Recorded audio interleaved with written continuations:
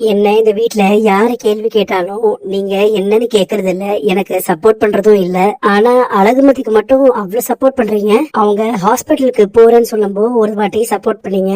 மாமா rules and regulations போட்டப்போ என்ன சொன்னீங்க? எதுக்குப்பா வந்த உடனே இவ்ளோ ரூல்ஸ் போடுறீங்கன்னு கேட்டீங்கல்ல. அந்த பொண்ணு பாவம் இல்லையா? அந்த பொண்ணோட கல்யாணம் எப்படி நடந்துச்சுன்னு உனக்கு தான் தெரியும்ல. எப்பயுமே என் சப்போர்ட் அழகு மலருக்கு தான். நீங்க பேசுனதும் எனக்கு எவ்வளவு சந்தோஷமா இருந்துச்சு தெரியுமா? என் புருஷனுக்கு தைரியம் வந்துருச்சு, கரெக்டா பேசுறாருன்னு நினைச்சேன். மாமா உங்களுக்கு ரூல்ஸ் அண்ட் ரெகுலேஷன்ஸ் எல்லாம் சொன்னாரே, அத பத்தி யோசிச்சுட்டு இருக்கீங்களா?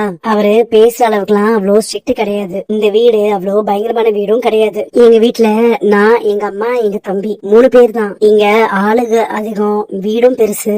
எப்படி எல்லாத்தையும் சமாளிக்க போறோம்னு ரொம்ப யோசிச்சேன். அது மட்டும் இல்ல, யாருக்குமே என்ன பிடிக்கவும் இல்ல. கொஞ்ச நாள் யாருமே இல்லாம கஷ்டத்துல தவிச்சேன். அதுக்கப்புறம் கொஞ்சம் கொஞ்சமா செட் ஆயிடுச்சு. அதே மாதிரி உங்களுக்கும் எல்லாம் சரியாயிடும் மதி. உங்களுக்கு நிறைய போராட்டத்துக்கு அப்புறம் கல்யாணம் நடந்தாலும் நீங்களும் உங்க ஹஸ்பண்டும் ஒருத்தர நல்லா விரும்பிருக்கிறீங்க. ஆனா என் விஷயத்துல அப்படி இல்லையே. கொஞ்சம் கூட விருப்பமே இல்லாம தானே என் கல்யாணம் நடந்துச்சு. சுரேஷ்க்கும் உங்களுக்கும் நிறைய பிரச்சனை இருந்துச்சு, அதனால கல்யாணம் வேண்டாம் நினைச்சீங்களா? இல்லங்க, எனக்கு கல்யாணத்துக்கு மேலேயே நம்பிக்கையே இல்ல. என்னோட ஆசை, கனவு, லட்சியம் எல்லாமே வேற.